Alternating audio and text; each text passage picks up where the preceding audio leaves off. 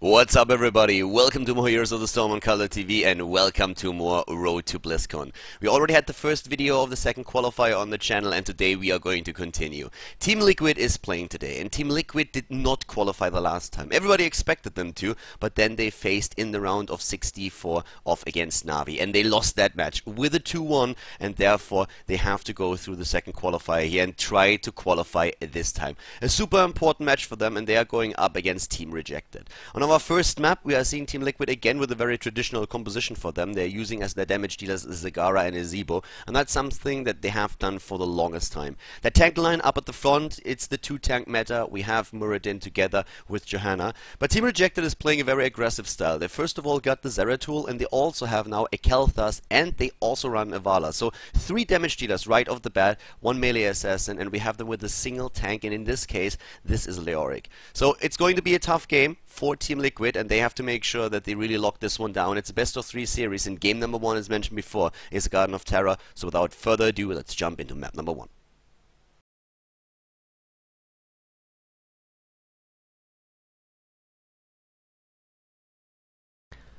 Alright, everybody, game number 1 of the best of 3 series. We are in the round of 64 of the Road to Blizzcon qualifier number 2, and this is TeamLiquid going up against the Rejects. Team Rejected, a team of players that has basically been rejected by their teams in the past, and they formed another one pretty good, but a bit controversial for sure.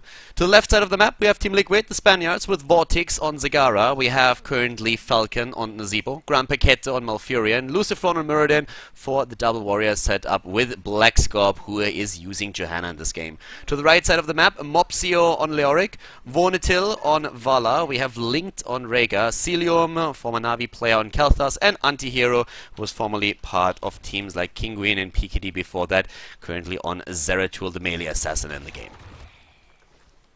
So, having a look at the builds, we do have the seasoned marksman coming in from Zeratul, starting off with that very aggressive talent, which should, if he plays it right, work very well for him in the late game. Exactly. Seasoned Marksman is what you see for most of the auto-attack Zeratools these days on a few different maps. Sometimes there's other choice that you can go for, but most of the time players try to get that extra damage in.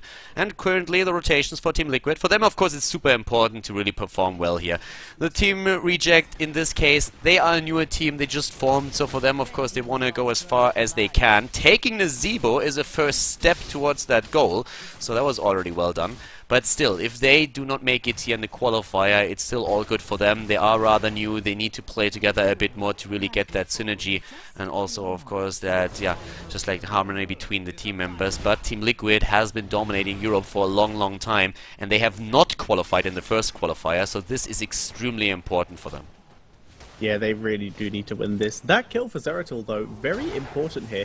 Due to the fact that Seasoned Marksman does not just stack off of minions, it also gives you two stacks towards a bonus damage if you get a hero kill. So, if you can get one of them when you're in a lane, it's going to seriously help you.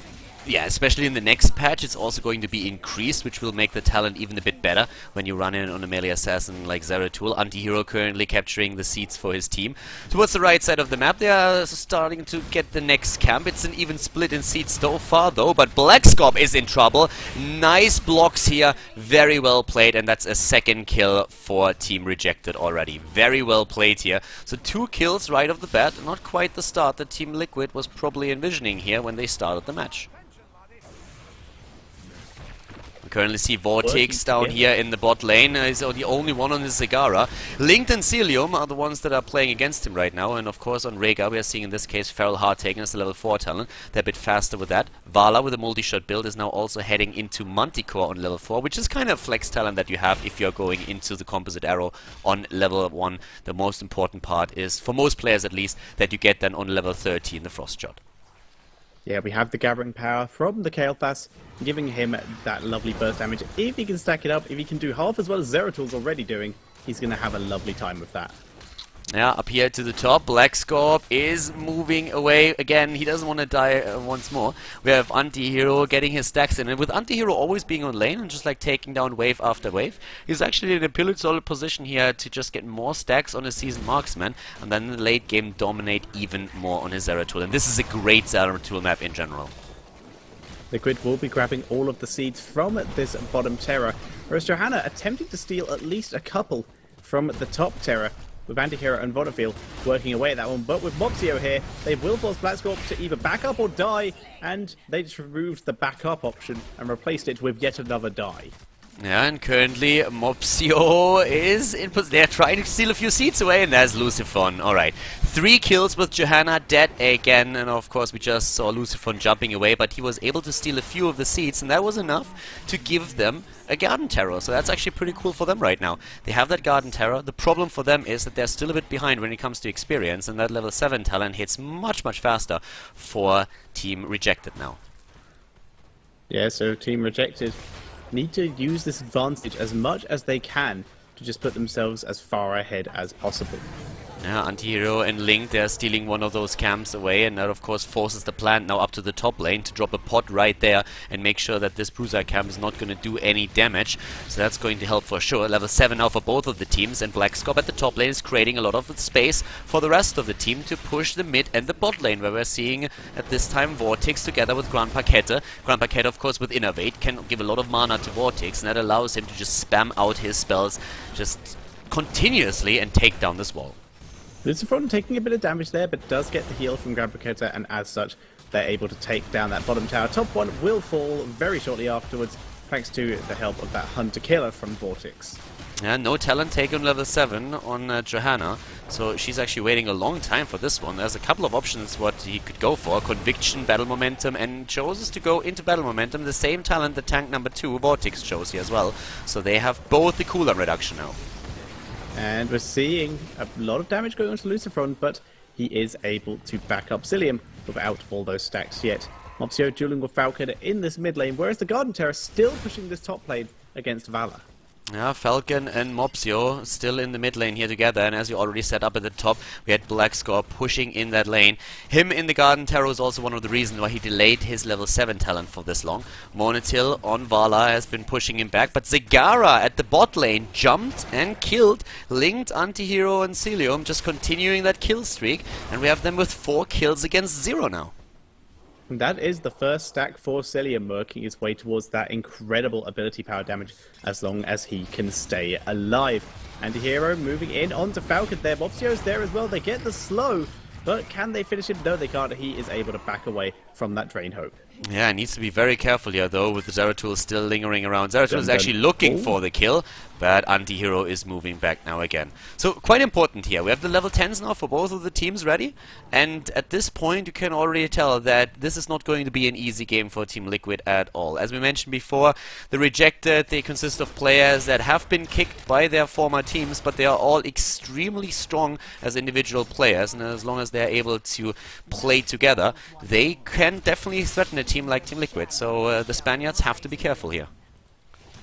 Yeah, and they are playing quite cautiously, for especially Falcon, as he has already been ganked twice by that Zeratul Leoric combination, so he's playing super safe. It's now going to help his team with that Bruiser camp, but it's not going to help him with the Siege camp. It's instead just going to head back to the mid lane and maybe get caught out here, being body blocked by Antihero, but Antihero has to blink away. Oh, March of the Black King takes down Azebo, the bubble against Grand Paquette, but a great triple more hitting now the Rejected, but Celium moves in, and that Phoenix Flame Strike secures the kill against Malfurion. It's a double kill again, but Zeratul now dying, and they take down Vala too. Suddenly the Spaniards are back to business, moving in with a potential kill now against... No, it is not Leoric that dies. Well, in the end he does, but before that Johanna was taken out as well. A 3 for 3, both teams losing quite a few members all over the place here, and that was a very, very cool fight. Yeah, super aggressive here from both sides. As you said, a 3 for 3, and the bot lane during the meantime was pushed. Celium actually goes straight for those camps. The Knight has fallen again, and both of the teams are trying to secure themselves enough seats for another plant. We already have one for Team Rejected, and they are now in a position where they have that Garden Terror. So all they have to do is deny the seats to their opponent to make sure that it's not going to be a plant versus plant fight, and they're going to have a very solid position once that they grab their own. Yeah, so Liquid easily going to be able to take this. In comes the Plant Terror of Team Rejected. Just going to put as much pressure on as possible to make sure they are completely safe, taking this bot Terror and maybe moving in to push the bottom lane. Yeah, the bottom lane we're seeing now the seeds taken by Team Rejected. Anti-Hero is moving in. Lucifron steals a fair amount of the seeds away. Actually, a lot of them, but they don't quite get a plant. Yeah, they don't get a plant at all. Needed 4 more. Anti-Hero just charging down to the bot lane with this Terror as he knows that his team is in between him and the enemy team. So he can just push this very, very hard while his team protects him. And Liquid had to go all the way around their own base there. Level 13 Talon is ready now for the rejects, and that means that they have a very nice position here for that next fight. So at this point they can still push in the lanes. Anti-Hero is dropping another pod, or will soon, and we already have 3 heroes just waiting for that to happen. As we see Leoric moving in potentially from behind to take down Falcon. Already Celium with the damage, but Sprint has been chosen as the 13 Talon, which just now dropped for them. Root against Rhaegar, and now we have TeamLiquid moving in and trying to go for the kills. Blackscorp coming in here without much damage to follow up. Vortex arriving a bit too late after that Blessed Shield went down. Vortex being dropped very low by Cillian. We've already seen Valor go down, but we see Zagara very quickly follow Anti-Hero, making the most out of this Terror while he still has it, but he is about to pop out. He does have Blink up, so he can just leave over the wall.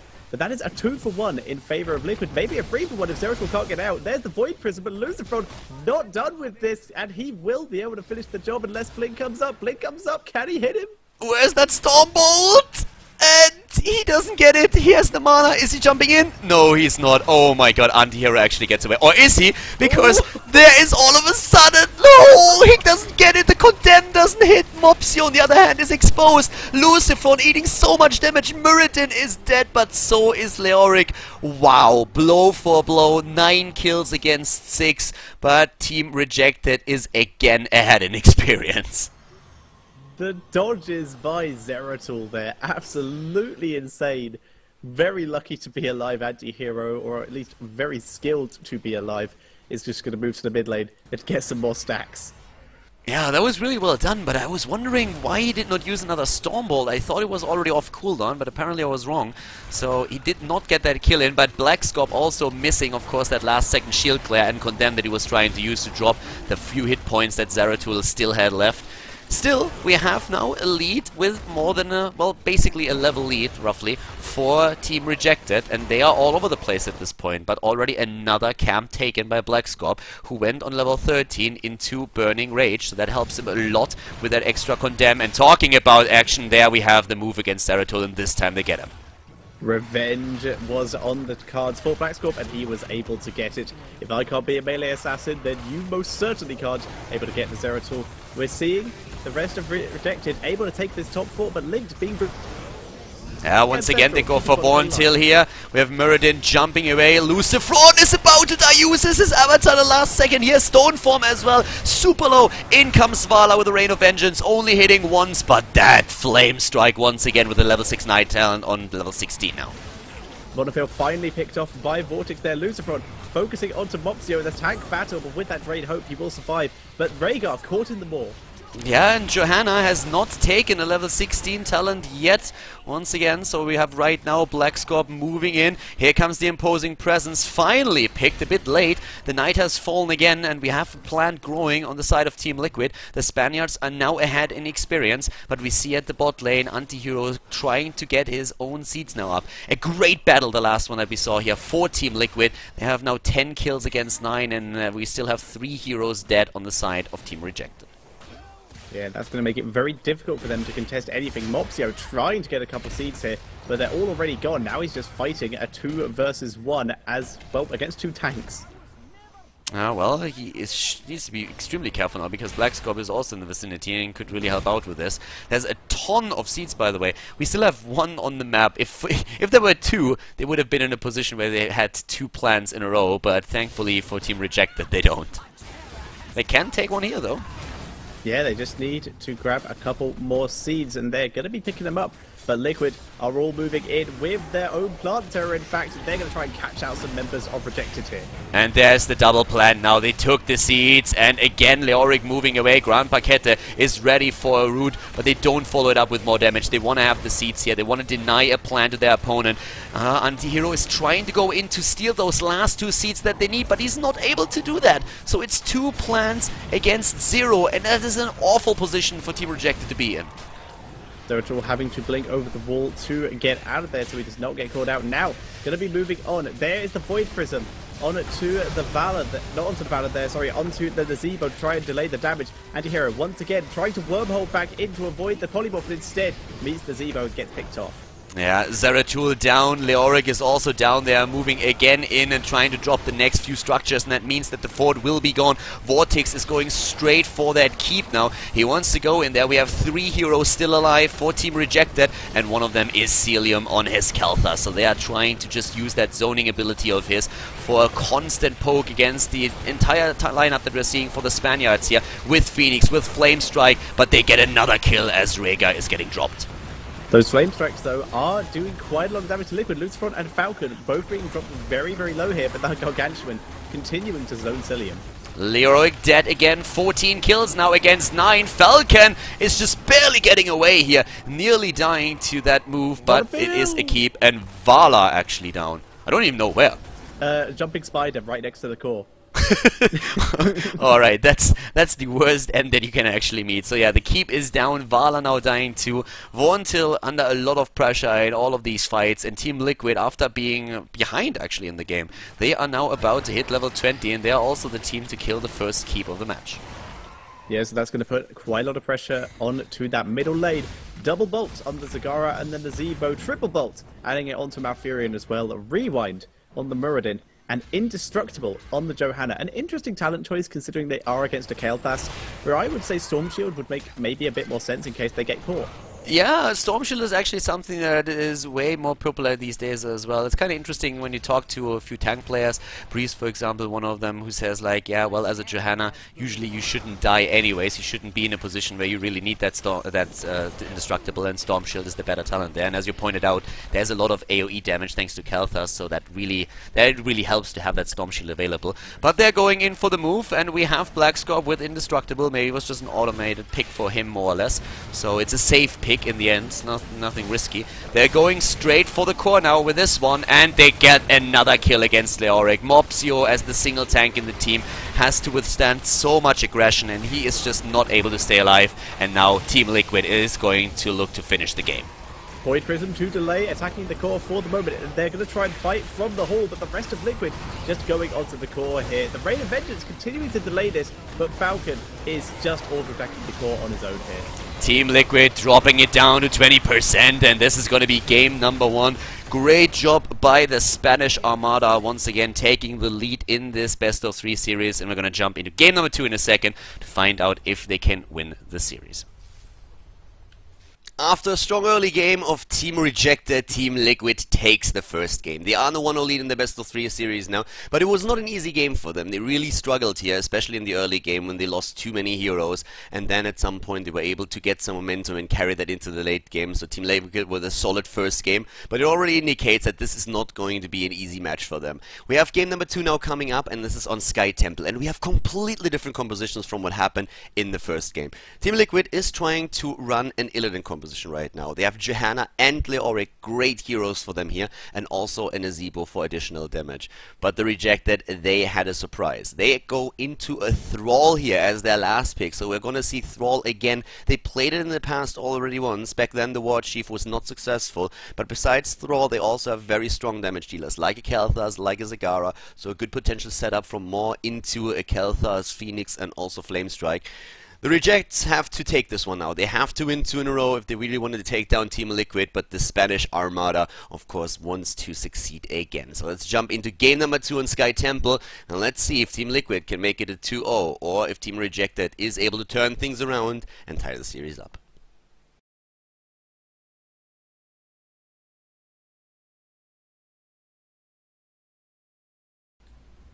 Sky Temple is map number 2, and we have a battle of the melee assassins going on here with TeamLiquid running an Illidan, and on the side of Team Rejected we are seeing Thrall. The Rejects here with a pretty cool lineup, but let's focus on TeamLiquid first. The Spanish Armada is in the lead in this best of 3. We have them to the left side with Vortex on Johanna, Falcon on Azebo, Gran Paquete on Uther, Blackscorp is playing Illidan here of course on the melee assassin, and Lucifron on Leoric.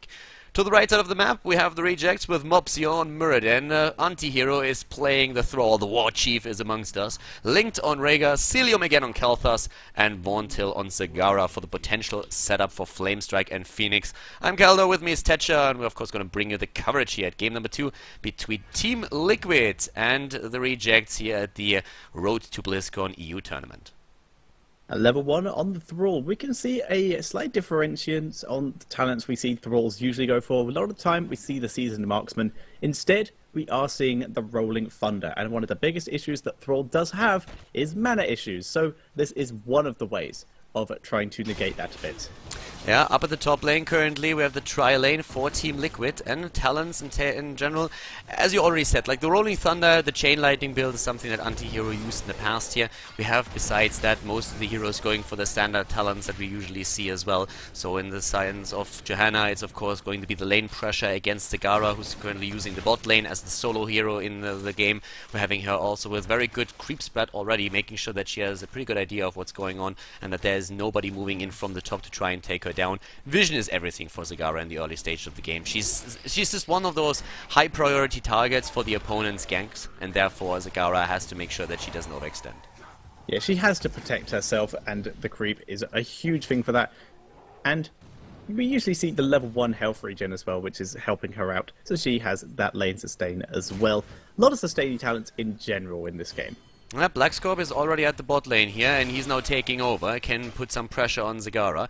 In the middle, we are still seeing a double attack against Thrall, the War Chief, in trouble, but he gets away. Uther, on the other hand, does not, so TeamLiquid, again, losing the first hero in the game, and Linked is easily able to escape this situation by just moving into the wolf form.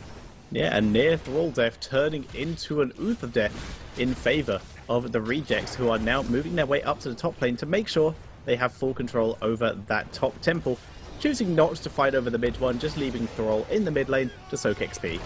Yeah, in the mid lane again, where Vortex and Antihero are facing against each other. Both of the teams now on level 4 for the extra talents. That puts again the Feral Heart into the hands of Rhaegar. And we're seeing Thrall with Envenom. Still one of the better talents for him to take on level 4 here. Talent got of course nerfed in the last patch quite a bit. The duration got doubled, and therefore it doesn't do the damage fast enough anymore to drop a lot of targets. So regeneration is definitely an issue against it.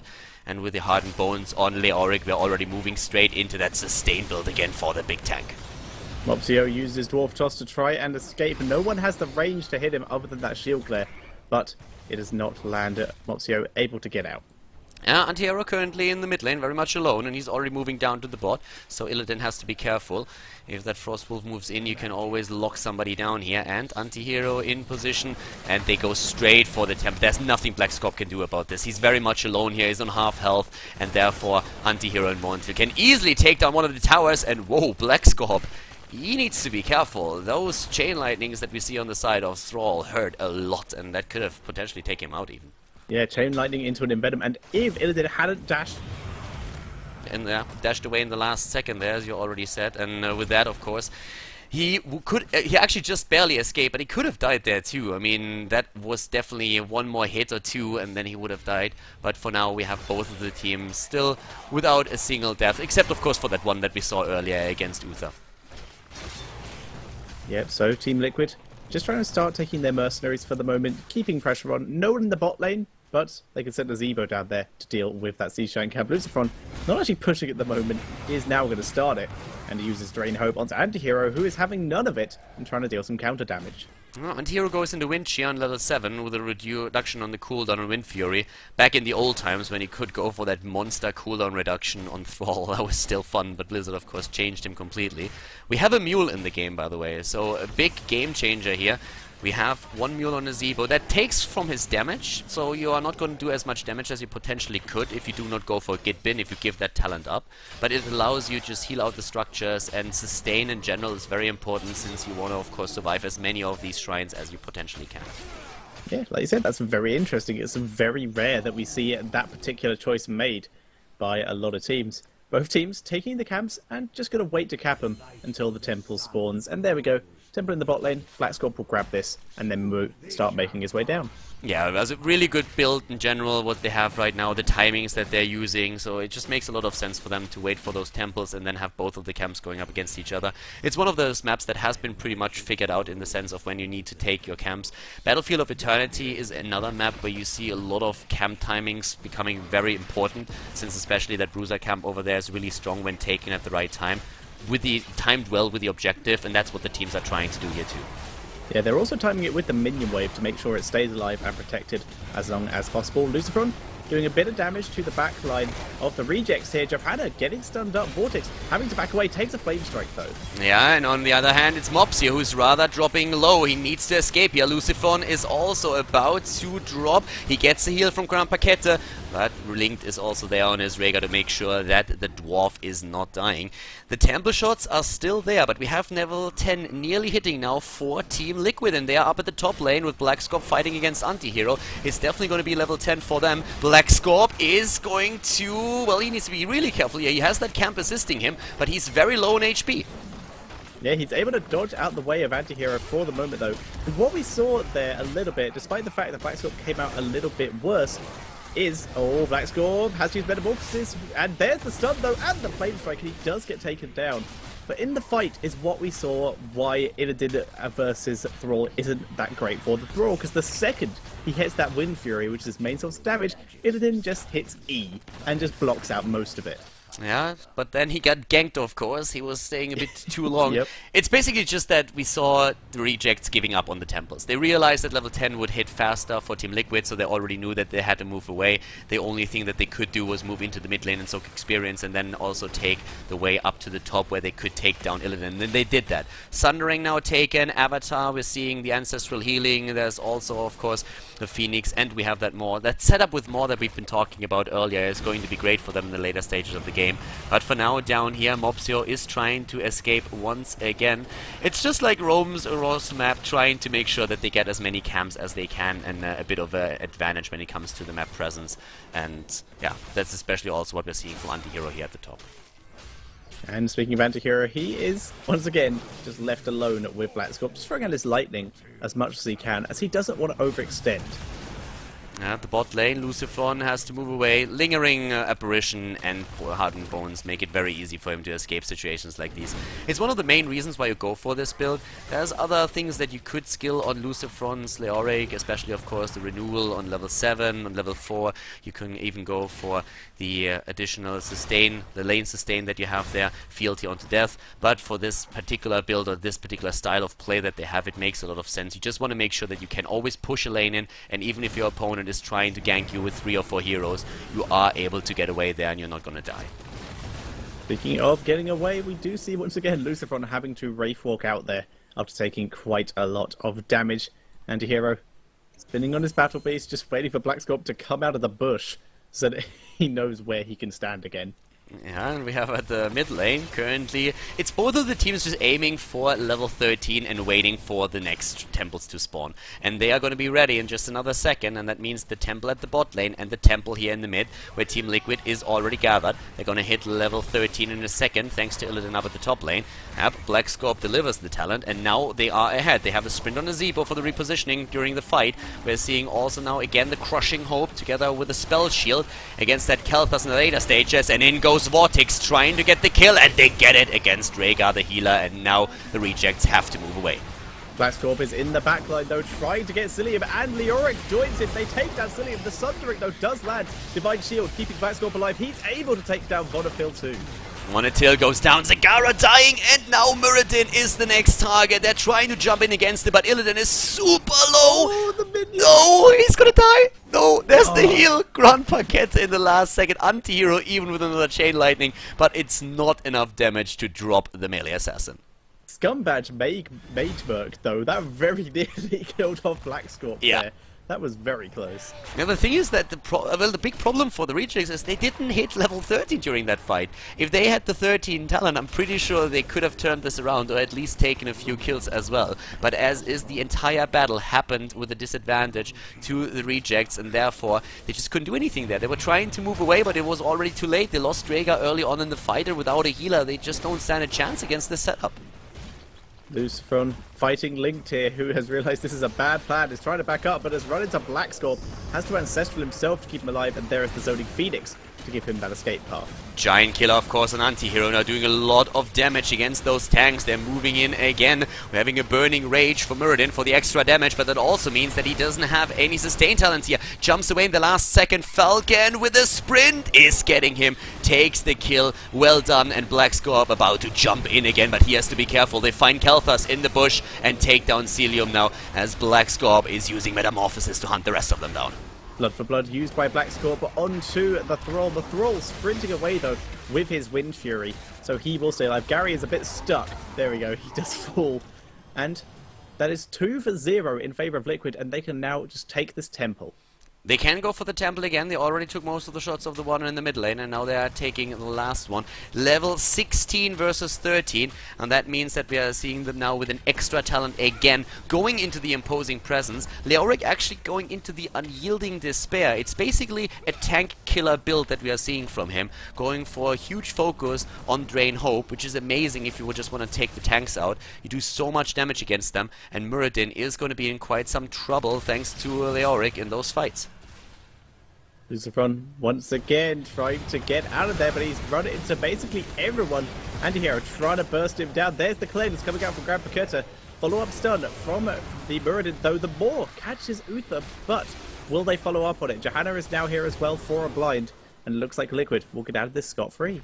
Yeah, Liquid is moving away, and so is the Team Rejects. The problem is that they are about to lose their camp up at the top lane. Blackscorp has used that time frame, that window, to just take another camp, and we are seeing over here Falcon doing the exact same thing to the Bruiser camp on the left side of the map. So that creates a lot of space for them, and they are using that to move straight for the boss. They have 2-level lead, it's a 3-level lead basically, and they have extra talents, but without Nazebo they should still not fight.